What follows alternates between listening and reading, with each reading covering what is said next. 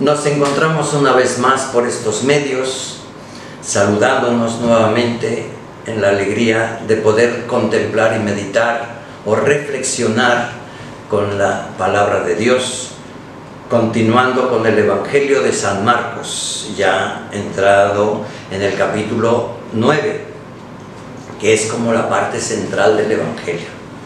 Celebrando hoy 26 de septiembre del 2021, el domingo 26 o la semana 26 del tiempo ordinario en el ciclo B de la liturgia de la Iglesia. Bien, entrando de lleno al texto, nos dice que Juan vino a decirle a Jesús, sí, el discípulo, el apóstol Juan, vino a decirle a Jesús: Señor, hemos visto a uno que expulsa a los demonios en tu nombre, y como no es de los nuestros, se lo prohibimos. Esta primera frase o oración o expresión del apóstol tenemos que verla en el sentido catequético y en un sentido también que nos conduzca a todos nosotros a una reflexión sensata. Podríamos decir de primera impresión que siempre hay gentes que quieren apoderarse, por así decirlo, de un puesto, de un lugar, ¿verdad? O tener el control de un solo lugar, como quien se apodera, ¿verdad? O hace un monopolio de alguna situación de servicio o de poder, ¿verdad? Los monopolios que a veces terminan siendo enfermizos también, ¿verdad? Un monopolio del poder de Cristo. Pues nadie puede encerrar el poder de Cristo, nadie puede limitar al Espíritu Santo en sus acciones, ¿verdad? Y sobre todo cuando se trata de esa repercusión que debe de tener la enseñanza de Cristo o el poder que Cristo nos confía, ¿verdad? Como un monopolio, y que debe de tener incluso una repercusión social, comunitaria, familiar, diríamos también en su principio, o individual, el individuo en sí mismo, que es llamado a tomar un puesto de servicio y que en un momento dado se siente que él es el único que podría desempeñar tal cosa. Bien, los monopolios o el quererse apoderar de alguna facultad, diríamos, de poder, de autoridad, ¿verdad? Bueno, pues hay mucha gente que en un momento dado, decimos, pierde el control de sus conductas y se monopoliza, es decir, trata de tener todo el dominio y hacerlo tan suyo que no permite que otros colaboren o entren o participen. Y definitivamente eso va en contra del mismo Evangelio y de la intención que tiene Jesucristo de hacernos a todos partícipes de su gran poder. El Señor del que somos bautizados nos confiere también, ¿verdad?, todas sus, diríamos, capacidades, ¿no? A unos les da autoridad o poder, etcétera. Ya San Pablo nos habría de hacer un análisis en su carta a los Corintios o en la carta a los Romanos sobre lo que son los dones, las gracias y las carismas que el Señor confiere a una persona y que debe de ponerlas al servicio de todos, no para monopolizar el poder o la autoridad, sino para compartirla. Esto es, en definitiva, algo importante. Un poder tan extraordinario que incluso puede dominar las fuerzas del mal, que en este caso es expulsar demonios. Mire, podría parecer una tarea simple, ¿no? Ordenar al demonio: vete, retírate, sal. Pero no es porque yo lo quiera, lo desee como persona, como individuo, sino porque puedo y confío en que el Señor me ha dado un poder, una autoridad para someter a un demonio. Bien, ese poder no lo puede nadie decir: esto es lo mío, no, todos, el Señor se complace en que todos tengamos una capacidad también para ir en contra de las fuerzas del mal. Ya San Pablo nos dirá, nuestra lucha no es contra los humanos unos contra otros, sino contra las fuerzas del mal. Y el Señor se complace en darnos su fuerza para que combatamos con las fuerzas del mal, que en definitiva pues vienen del demonio. Todas las obras malas, podríamos decir, que ejecuta una persona, no solamente por ignorancia, sino con toda maldad, con toda conciencia, y ejecuta una obra mala, tenga cuidado y reflexione, no sea que el demonio lo impulsa a hacer tales cosas. Ante esas personas, ¿verdad?, que en un momento dado pueden ser movidas por un espíritu inmundo que lo acelera, que lo lleva a tales cosas, bueno, pues el poder de Cristo puede aplacar esas fuerzas, ¿verdad? Que muchas veces la gente se queja de que no sabe ni qué le pasa, de repente, ¿verdad?, se enfurece y maldice, y otras personas ven, oyen o sienten cosas extrañas. En fin, conocemos bien ese tema, sobre todo en nuestra parroquia, ¿verdad?, aquí en Puentejula, y el Señor nos da esa gracia para vencer las fuerzas del mal. Sin embargo, aquí entra como una cierta rivalidad en las palabras que refiere Juan el apóstol, cuando le dice, Señor, hemos encontrado, hemos visto a uno que expulsaba a los demonios en tu nombre. Es como si tuviera celo o el monopolio de que esa tarea era nada más de ellos. Bueno, pues ya lo hemos dicho, ¿verdad? No es algo tan exclusivo como en un momento dado se piensa, aunque ciertamente está regulado y está ordenado, había que decirlo también, ¿verdad? A modo de ilustración, un exorcista es una persona calificada para ese ministerio, es un ministerio de misericordia, de caridad, para con las personas que sufren tales tormentos, que a veces son día y noche y por mucho tiempo. Bueno, pues ¿cómo liberar a una persona? Solo Jesucristo lo puede hacer. Cuando llevamos a Jesucristo y actuamos en su nombre. Aquí había que decir también una palabra, que es actuar en el nombre de Jesucristo. No es nada más invocar el nombre de Jesús, ¿verdad?, así como a veces lo piensa la gente, o lo puede pensar alguna gente fantasiosa. No es solamente el mencionar el nombre de Jesús, no, sino quien lleva a Jesús consigo, quien va a actuar como actuaría Jesucristo, con la misma intención de amor, de bondad, de misericordia para un endemoniado, si seguimos este orden de palabras. ¿Cómo hacerlo? Bueno, en mi nombre, dice Jesús, quiere decir el que me lleva, el que viene actuando con la misma finalidad que estamos actuando, para darle la salvación a los demás. Si alguien viene en ese orden de fe, ¿verdad?, de disposición, de misericordia, de servicio a una persona dañada, bueno, pues en mi nombre, quiere decir con la fuerza, con la misma persona de Jesús, ¿verdad? El nombre significa a la persona, y su nombre significa lo que hace la persona, ¿no? Así podemos decir, por ejemplo, el nombre de Pedro. Simón era su nombre original y Jesús se lo cambia diciendo, pues ahora te llamarás Pedro, quiere decir cimiento, roca, ¿verdad?, el depósito de la fe y de la fuerza que vamos a darle a la humanidad. Bien, el nombre significa la tarea, la vocación. En tu nombre está tu vocación. Habría que analizar un poquito nuestros nombres, ¿verdad? Y muchas veces los padres de familia nada más se van ahí como que vamos a ponerle tal o tal nombre porque es bonito, porque suena bien, porque se combina con los apellidos, qué sé yo, los criterios que cada quien tenga, aunque hay personas que a veces no saben ni lo que significa el nombre, ¿no? Hay en el registro civil personas que se llaman Maciosare, por ejemplo.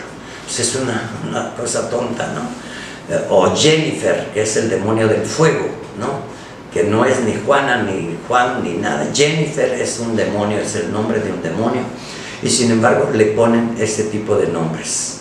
Así, nuestro Señor Jesucristo, ampliando la tarea y que tiene repercusión social, pero sobre todo en el interior de una persona que lleva a Jesús, Jesús les respondió: no se lo prohíban, no hay ninguno que haga milagros en mi nombre y que luego sea capaz de hablar mal de mí. Otra expresión, un discernimiento que les da Jesús, una enseñanza fundamental. El que camina con Jesús hace las obras de Jesús. Claro, hay muchas personas que se valen de las palabras de Cristo o de la misma doctrina para andar engatusando gente, por ejemplo. Entonces están actuando usando el nombre de Jesús en vano, diríamos, o usando el nombre de Jesús o la doctrina de Jesús para engañar, porque sus propósitos no son la bondad, no es la misericordia, no es el servicio, sino que usan, ¿verdad?, hasta las palabras del Evangelio para convencer a veces multitudes, ¿no?, o para tener cierta simpatía. Ay, mira qué bien habla con las palabras de Jesucristo, ¿verdad? Hace mención de las cosas de la fe. Queridos hermanos, hay que tener criterio, ¿verdad? Porque hay muchas gentes que se han valido siempre de la doctrina de la iglesia para engatusar gentes o para ganar adeptos o votos, como decimos actualmente. Tenga cuidado, ¿verdad?, para discernir los distintos lenguajes y las intenciones que lleva una persona, que se reviste a veces de ángel de luz, decimos, para andar apantallando, ¿verdad?, o para andar engatusando gente. Y al nombre de Jesús ha habido infinidad de personas que malutilizan la fe, la religión, como decimos también, para embobar a mucha gente y aprovecharse de su ignorancia. Aquí mismo lo dice el texto del Evangelio de hoy, ¿verdad?, en el capítulo 9 de San Marcos. Nuestro Señor Jesucristo corrige al apóstol y le aclara que quien camina en su nombre, no hay que prohibirle a nadie que actúe en el nombre de Jesús, es decir, con el amor, con la misericordia, con la caridad. Todo aquel que les dé a beber un vaso de agua por el hecho de que son de Cristo, les aseguro que no se quedarán sin recompensa. Este es ya un lenguaje para todos, ¿verdad? Porque aquel que actúa en el nombre de Jesús, y mucha gente por gratitud les corresponde, ¿verdad? Bueno, pues aquel que actúa en el nombre de Jesús siempre recibirá una gran recompensa. Nuestro Señor Jesucristo se refiere efectivamente a todo el final de nuestra vida, de aquellos que se han esmerado en trabajar con Cristo, por Cristo y por la salvación del prójimo, por la salvación del prójimo. Así es de que no se quedarán sin recompensa. Sabemos bien todo lo que el Señor nos ofrece para la vida eterna. Sabemos muy bien que incluso el que da uno recibirá 100 veces más. 100 veces más en esta vida, no para cuando te mueras. Desde esta vida la providencia de Dios siempre te asistirá, nunca te faltará, y el Señor te bendecirá a ti, a tus hijos y a los hijos de tus hijos, y la bendición de Dios nunca se apartará de tu casa. Eso es para aquellos que trabajan verdaderamente en el nombre del Señor y con los mismos sentimientos o fines que tiene Jesucristo de redimir al hombre desde el pecado. También dice lo contrario, ¿verdad? Dice: al que sea ocasión de pecado para la gente sencilla que cree en mí, es decir, aquellos que anden engatusando a la gente en mi nombre para llevarlo con otras intenciones, dice Jesucristo, ese está mal empleando todo lo que yo les doy, y más le valdría a esa persona que le pusieran en el cuello una enorme piedra de molino y lo echaran al mar. Antiguamente los molinos de piedra eran unas ruedas grandes, ¿verdad? Las moliendas, donde a veces se necesitaba hasta de la bestia que moviera e hiciera rodar esa piedra para moler las distintas cosas como el trigo, qué sé yo. Bueno, pues esa piedra es más te valdría, fíjese la expresión, más le valdría arrojarlo al mar con esa piedra como para que nunca vuelva a salir, ¿verdad? Porque ¿qué quiere decir eso? No es de que vamos a levantarnos, ¿verdad?, contra todo aquel que haga el mal y le vamos a arrojar al mar. No hay que tomar al pie de la letra, son formas literarias que debemos de apreciar y de reflexionar. Quiere decir, hay que ponerle un alto a esas personas. Y esas personas que incluso escuchan esta misma reflexión deben de entender que el que opera con maldad, aún usando el Evangelio o las palabras de Cristo, está en un error gravísimo y que está generando mucho mal. Bueno, más le valdría detenerse, más le valdría, ¿verdad?, que alguien lo detenga para que su alma no se pierda, que nadie se vaya a condenar, aunque esté cometiendo todas estas miserias, ¿verdad?, de abuso, diríamos abuso de confianza. Y luego pone 3 correcciones que son, diríamos, de un lenguaje extremo, como para hacernos entender lo que significa la gravedad de todo eso. Dice, si tu mano derecha te hace pecar, si tu pie te hace pecar, si tu ojo te hace pecar, más te valdría que te lo cortaras o que te sacaras el ojo, porque más te valdría entrar manco, ¿verdad?, tuerto al reino de los cielos, y no entero, pero al lugar de castigo. Esto es muy importante, hermanos, porque dice el lugar de castigo, al fuego que no se apaga. Aquí hay una revelación, ¿verdad?, que debemos de entender también con cierto juicio, no para amedrentar, ni atemorizar, ni amenazar a nadie, sino para que estemos advertidos de que quien opera mal, terminará mal. Y el lugar de castigo, bien sabemos que son palabras que se refieren a lo que hemos llamado el infierno, ¿verdad?, en la parte inferior, infierno. Es decir, te quedarás en el rezago, pero además es un lugar de castigo. Aquí debemos de entender, si usted lo quiere ver así, como una pedagogía, ¿verdad?, porque hay castigos pedagógicos, hay castigos que redimen a un malvado, hay castigos de corrección, y aquí lo que el Señor está diciendo es, hay que corregir tajantemente a esta persona, ¿verdad?, que incluso podría perderse eternamente lejos de Dios. Eso ya es un infierno. El que carece de la asistencia y de la presencia de Dios, ya con eso tienes más que suficiente para que veas lo que es un tormento lejos de Dios. El que pierde a Dios termina atormentado, termina mal. Aquella gente que ha abandonado a Dios, que ha abandonado la fe, que se ha envalentonado en la vida porque piensa que Él va a salir con sus formas de ser, de pensar, qué sé yo.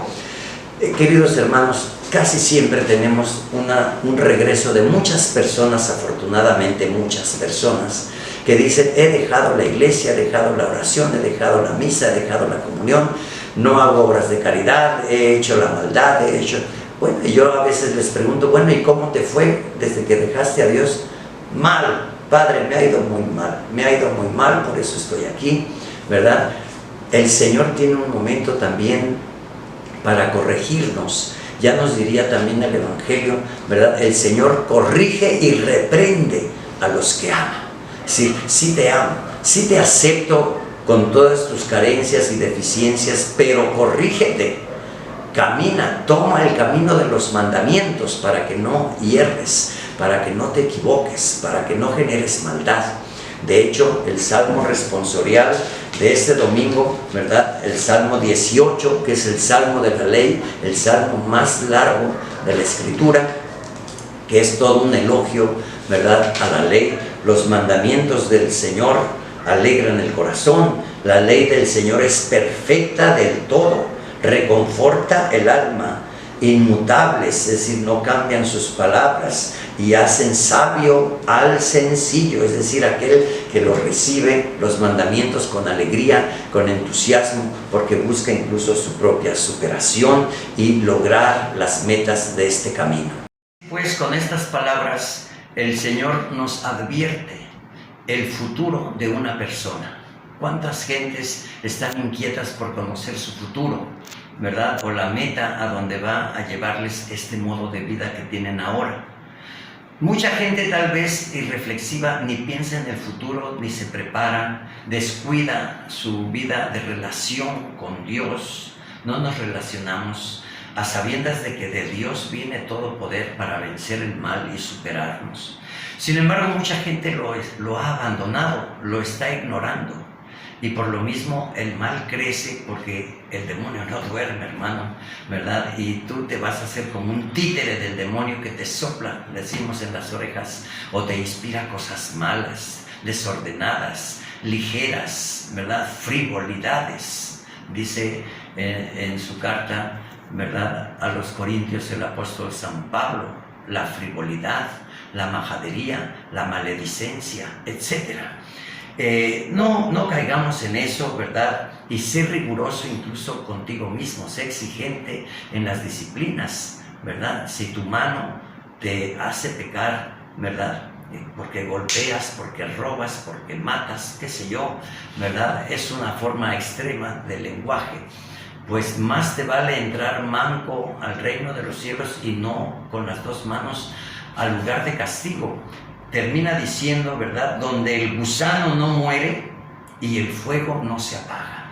Qué revelación tan grande nos está dando aquí la palabra de Dios. Hay un lugar de castigo donde el fuego no se apaga y el gusano no muere, por más que desees la muerte. Queridos hermanos, ¿cuántos desean la muerte? Y lo más catastrófico será que cuando caigas en los estadios de la muerte, ni la misma muerte te va a querer, te va a despreciar. La muerte, que en este caso puede ser sinónimo del demonio.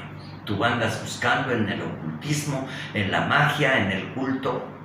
Dicen hoy la santa muerte, pues más bien es la maldita muerte, porque no deja de ser demoníaco todo eso, terriblemente demoníaco, hermanos. ¿Y qué sucede? Que llegará el momento en que el mismo demonio te desprecie, te ataque, te someta. Cuando quieras regresar a Dios te castiga, ¿no? Eso definitivamente la gente a veces dice, no quiero dejar esto porque voy a ser castigado. No. Cuando tú regreses a Dios, Dios te salva.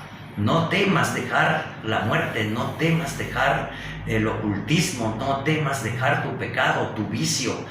En el Señor encontrarás verdaderamente la satisfacción, la remodelación del odio. El Señor te cambiará a un corazón que ame. De una situación de depresión, de ansiedad, de rebeldía, de amargura, el Señor te dará paz, alegría, consuelo, ¿verdad? El Espíritu Santo consolador, ¿verdad?, que reanima verdaderamente el espíritu cuando tú decidas cumplir los mandamientos, pero sobre todo cuando en el ejercicio de la fe aprendas verdaderamente a confiar tu vida en el Señor. Queridos hermanos, los dejamos ahí, ¿verdad?, para no alargarnos mucho en esta enseñanza, ¿verdad? Y los esperamos siempre para que puedan ustedes escuchar esta sencilla reflexión, pero que lleva la intención de que todos mejoremos y vayamos conociendo más los sentimientos del corazón de Jesús. Dele like, no se le olvide, suscríbase, toque la campana para que reciba oportunamente las siguientes reflexiones y sobre todo compártalo. Comparta usted la catequesis, sea usted catequista desde su celular, desde su computadora o su tablet, sea usted catequista compartiendo esta enseñanza, repito, sencilla, pero que nos invita a ir iluminándonos cada 8 días. Nos vemos en el siguiente domingo, en el nombre del Padre, del Hijo y del Espíritu Santo.